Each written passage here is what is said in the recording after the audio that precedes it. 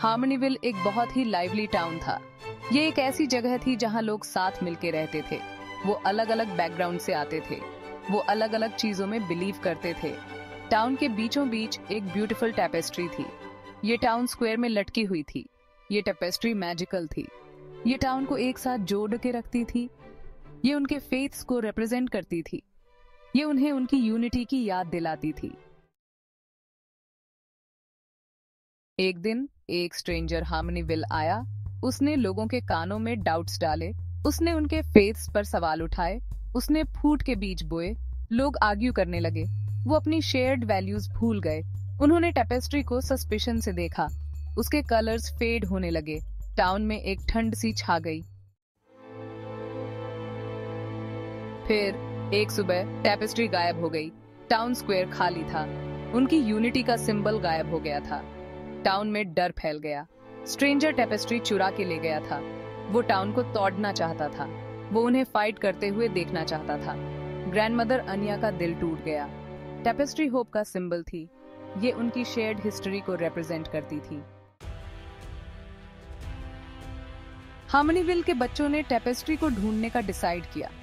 वो जानते थे कि उनका टाउन इस पर डिपेंड करता है। वो अलग अलग बैकग्राउंड से थे, लेकिन उनका गोल एक था। वो क्वेस्ट पर निकल पीडीडे। उन्हें कई चैलेंजेस का सामना करना पीडीडे था। बच्चे गाइडेंस के लिए मास्टर दाओ के पास गए। वो माउंटेन्स में ऊपर एक पीसफुल मॉनेस्ट्री में रहते थे। उन्होंने बच्चों का ओपन आर्म से स्वागत किया। उन्होंने उनकी स्टोरी सुनी। वो जानते थे कि उन्हें बच्चों की हेल्प करनी होगी। उन्होंने बच्चों को एक स्पेशल कंपास दिया। ये नॉर्थ की तरफ पॉइंट नहीं करेगा, ये टेपेस्ट्री की तरफ पॉइंट करेगा। मास्टर दाओ ने उन्हें माइंडफुलनेस के बारे में सिखाया। उन्होंने उन्हें अपने ब्रीथ पर फोकस करने को कहा। उन्होंने कहा कि इससे उन्हें काम रहने में हेल्प मिलेगी। वो जानते थे कि उन्हें कई ऑब्स्टिकल्स का सामना करना पड़ेगा। वो चाहते थे कि वो प्रिपेयर्ड रहें। टेपेस्ट्री सिर्फ क्लॉथ और थ्रेड नहीं है, उन्होंने कहा। ये तुम्हारी यूनिटी का सिंबल है।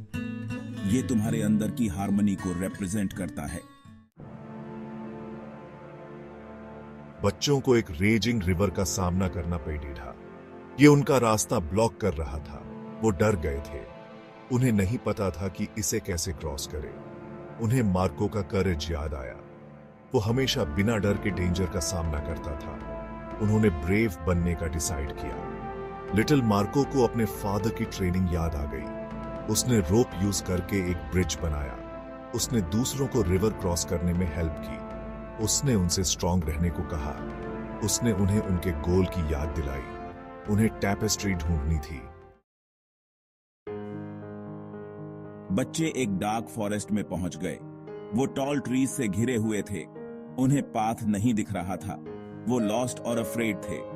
उन्हें एमिली की ब्यूटीफुल वॉइस याद आ गई। ये हमेशा उन्हें कंफर्ट देती थी। उन्होंने सिंग करने का डिसाइड किया। थॉमस ने एक हिम सिंग करना स्टार्ट किया। उसकी वॉइस फॉरेस्ट में इको हुई। इसने उनके फियर्स को काल्म किया। इसने उन्हें होप दी। बाकी बच्चे भी ज्वाइन कर लिए। उनकी वॉइसेस एक साथ ब्लेंड हो गईं। इसने एक ब्यूटीफुल मेलोडी क्रिएट की। बच्चे एक वास्ट डेजर्ट में अराइव हुए। ये हॉट और ड्राई था। वो टायर्ड और थर्स्टी थे। उनके पास फूड या वाटर नहीं था। उन्हें कान फैमिली की जेनरोसिटी याद आ गई। वो हमेशा अपना फूड सबके साथ शेयर करते थे। उन्होंने एक दूसरे की हेल्प करने का डिसाइड किया। ऋषि को अपनी फैमिली की टीचिंग्स याद आ गई। उसने अपनी स्मॉल बैग ऑफ डेट्स दूसरों के साथ शेयर की। उसने उन्हें काइंड रहने की याद दिलाई। उसने उनसे दूसरों के बारे में सोचने को कहा। वो जानता था कि उन्हें स्ट्रांग रहना होगा। बच्चे आखिरकार स्ट्रेंजर के हाइडआउट तक पहुंच गए। उन्हें टेपेस्ट्री मिल गई। ये एक डार्क केव में हिडन थी। स्ट्रेंजर वहां था। वो एंग्री था। वो नहीं चाहता था कि वो टेपेस्ट्री ले जाएं। वो इसे अपने पास रखना चाहता था। बच्चे डर गए थे। उन्हें नहीं पता था कि क्या करना है। उन्हें ग्रैंडमदर अनिया की विजडम याद आ गई। वो हमेशा उनसे खुद पे बिलीव करने को कहती थी। लिटिल एनिया को अपनी ग्रैंडमदर की स्टोरीज याद आ गईं। उसने स्ट्रेंजर को यूनिटी की इम्पोर्टेंस के बारे में बताया। उसने एक्सप्लेन किया कि टैपेस्ट्री सबकी थी। उसने उसे उस लव की याद दिलाई जो उन्हें एक साथ बाइंड करती थी। बच्चे हार्मनीविल वापस आ गए। उनका चीयर्स के साथ वेलकम किया गया। टेपेस्ट्री को देख के सब हैप्पी थे। टाउन स्क्वायर जॉय से भर गया। टेपेस्ट्री के कलर्स पहले से ज्यादा ब्राइट लग रहे थे। टाउन फिर से अलाइव लग रहा था। ग्रैंडमदर अन्या को बच्चों पर प्राउड था। वो जानती थी कि उन्होंने हार्मनीविल को सेव कर लिया था। उसने उन्हें टाइटली हग किया। मास्टर दाओ स्माइल कर दिए। वो जानते थे कि टाउन फिर से सेफ था। उन्होंने बच्चों को उनकी ब्रेवरी के लिए थैंक यू कहा। कान फैमिली ने एक फीस्ट प्रिपेयर की। उन्होंने टैपेस्ट्री की वापसी का सेलिब्रेट किया। एमिली ने एक ब्यूटीफुल सॉन्ग सिंग किया।